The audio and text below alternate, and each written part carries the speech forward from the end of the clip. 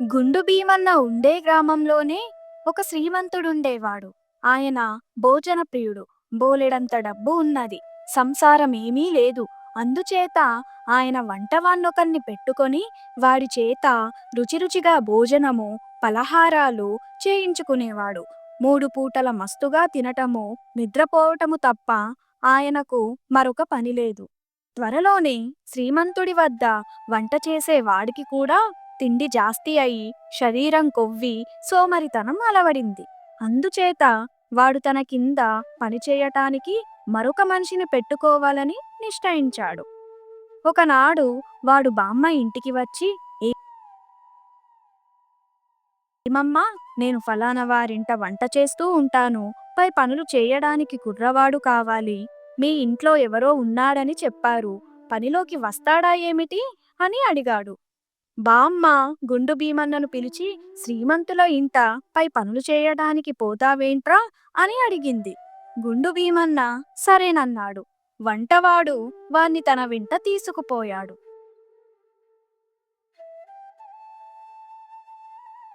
శ్రీమంతుడు మధ్యాహ్నం భోజనం చేయగానే పడుకొని నిద్రపోతాడు. 3 గంటలయ్యేసరికి ఆయనకు పలహారం సిద్ధమవుతుంది.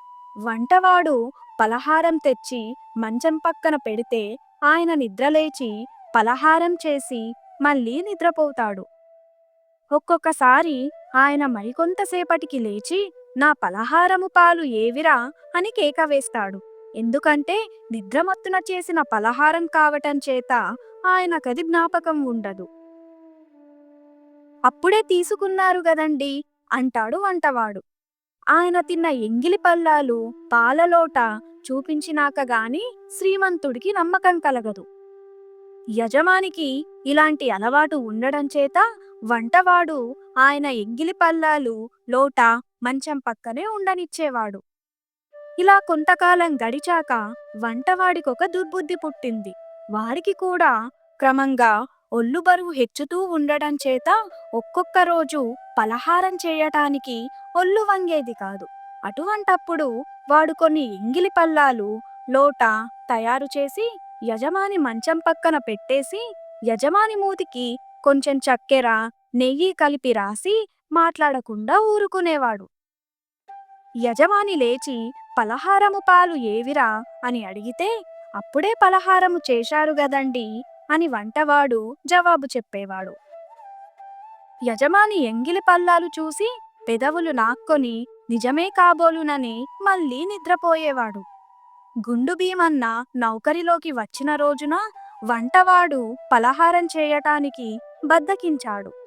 వాడు కొన్ని ఎంగిలి పల్లాలు లోట తయారు చేసి భీమన్నతో, ఈ పల్లాలు లోట యజమాని మంచం పక్కన పెట్టు, ఈ చక్కెర నెయ్యి తీసుకుపోయి యజమాని పెదవులపైన రాయి. ఆయన గుర్రు పెట్టి నిద్రపోతున్నాడు, లేవడులే, భయం లేదు అన్నాడు. సరేనండి అని భీమన్న పల్లాలు లోట పట్టుకుపోయి యజమాని మంచం పక్కన పొట్టి బల్ల మీద ఉంచాడు. కాని నెయ్యి చక్కెర ఎలా రాయాలో వాడికి తెలియలేదు. యజమాని పెదవులపైన రాయమంటాడు వంటవాడు. పెదవులపైన మీసాలున్నాయి, మీసాలపైన ముక్కున్నది. మీసాలకు రాయాలా, ముక్కుకు రాయాలా? వంటింట్లోకి వెళ్ళి అడిగితే వంటవాడికి కోపం వస్తుందేమో. అందుకని భీమన్న యజమానిని తట్టి నిద్రలేపి, అయ్యా, దీన్ని మీ పెదవులపైన రాయమన్నాడు వంటవాడు. మీసాలకు రాయమన్నారా, ముక్కుకు రాయమన్నారా అని అడిగాడు. యజమాని నిద్రమత్తు నుంచి లేచి, ఏమిట్రా రాసేది, నా పలహారమెక్కడరా అని అడిగాడు.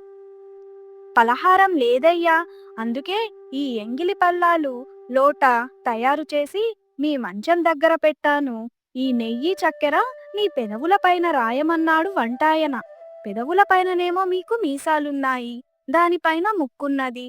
దీని మీసాలకు రాయాలో ముక్కుకు రాయాలో తెలియక తమరినే అడుగుదామని లేపాను అన్నాడు భీమన్న. ఇదంతా ఏమిటి, నాకు కొంచెం కూడా అర్థం కావటం లేదు. పలహారము చేయకపోవటమేమిటి, ఎంగిలి పల్లాలు తెచ్చి మంచం పక్కన పెట్టడమేమిటి అని యజమాని చిరాకు పడి అడిగాడు. అయ్యా, తమరు నిద్రలేచి పలహారం తెమ్మంటే ఇవి చూపించి తమరు పలహారం చేశారని వంటాయన చెప్పమన్నాడండి అన్నాడు భీమన్న. వంటవాడు తనను ఈ విధంగా తరచూ మోసగిస్తున్నాడని యజమానికి స్పష్టంగా తెలిసిపోయింది. ఆయన వంటవాణ్ణి గుండు భీమన్నను కూడా నానా తిట్లు తిట్టాడు. తరువాత వంటవాడు గుండు భీమన్నను బాగా తన్ని పనిలో నుంచి వెళ్ళగొట్టాడు. గుండు భీమన్న తన దౌర్భాగ్యాన్ని తిట్టుకుంటూ ఇంటికి వెళ్ళిపోయాడు. తర్వాత ఎపిసోడ్ కోసం ఛానల్ని సబ్స్క్రైబ్ చేసుకోండి. పక్కనే ఉన్న గంట సింబల్ని ఆన్ చేసుకోండి.